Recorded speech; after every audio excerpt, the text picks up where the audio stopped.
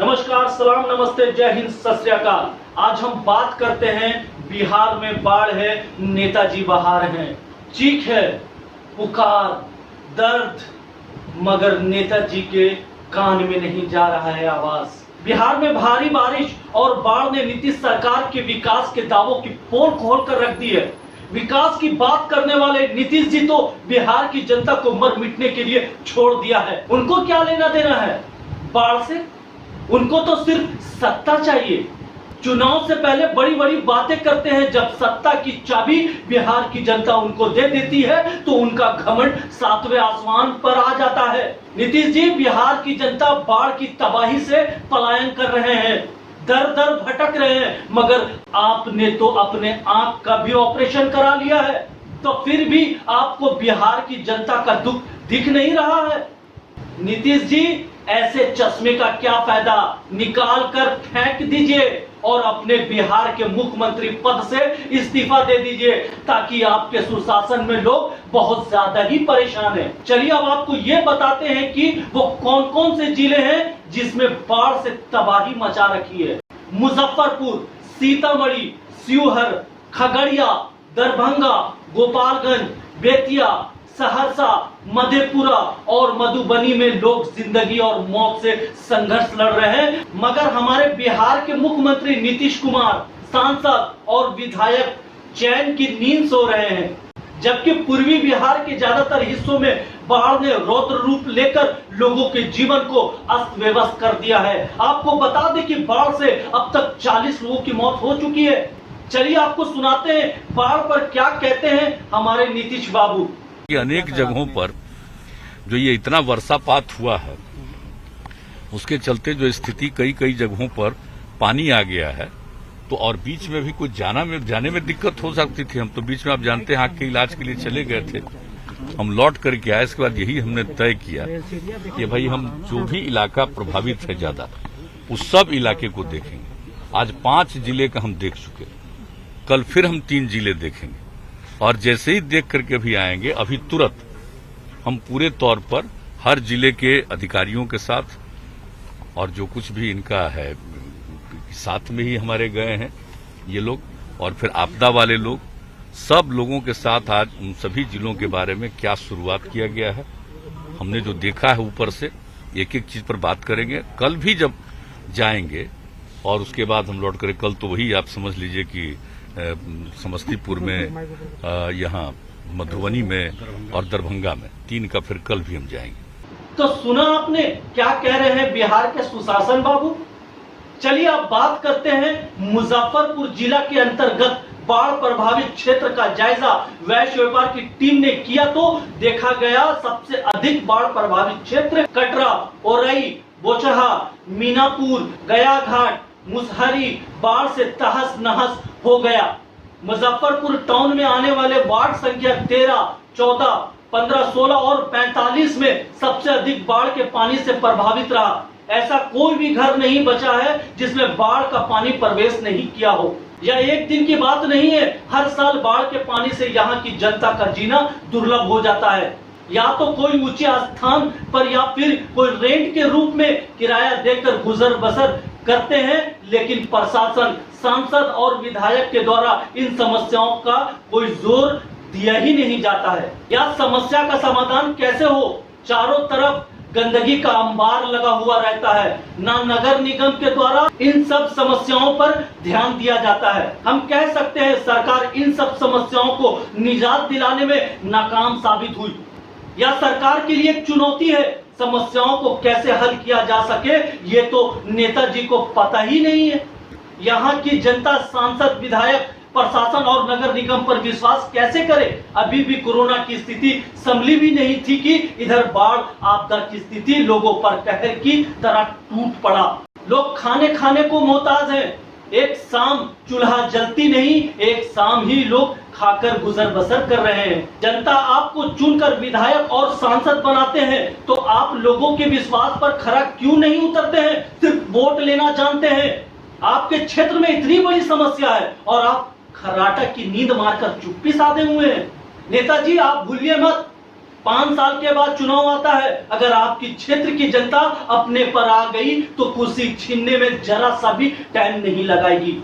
आपको बता दें कि मुजफ्फरपुर स्मार्ट सिटी के अंतर्गत चयनित हुआ है, तो यहाँ पर हर कार्य स्मार्ट होना चाहिए था, लेकिन स्मार्ट सिटी चयनित हुए लगभग कई ऐसे बीत गया, लेकिन यह किताब में बंद कागज की तरह है। तो इस किताब के पन्ने को खोलिए और यहाँ की आवाम जनता की समस्याओं को हल करने की जरूरत है, ना कि हाथ पर हाथ रखकर बैठने की जरूरत है। चलिए सुनते हैं बाढ़ पर क्या कहती है मुजफ्फरपुर की जनता। क्या पानी का समस्या हर साल होती है? हर साल 2 महीना। अच्छा, तो इसमें कुछ राहत का सरकार के तरफ से कोई राहत नहीं है। आप मिले हैं विधायक महोदय से, मिले हैं सांसद महोदय से, मिले वो हैं? इतना बार मिल चुका है, कुछ नहीं होता है।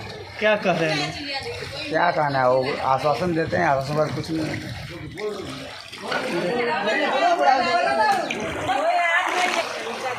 क्या यहाँ पे ये हर साल पर बाढ़ आती हर है? साल आता है, कुछ नहीं मिलता है। यहाँ आता है वार्ड पार्षद झाँकने के लिए तैयार नहीं है। कौन आपके वार्ड पार्षद कौन है? रानू सनी है। अच्छा, उनके द्वारा क्या कहा जाता कुछ है? नहीं, अब यहाँ आए नहीं करते, कुछ झाँकने नहीं तो कहा क्या जाएगा, कुछ मिलता ही नहीं है।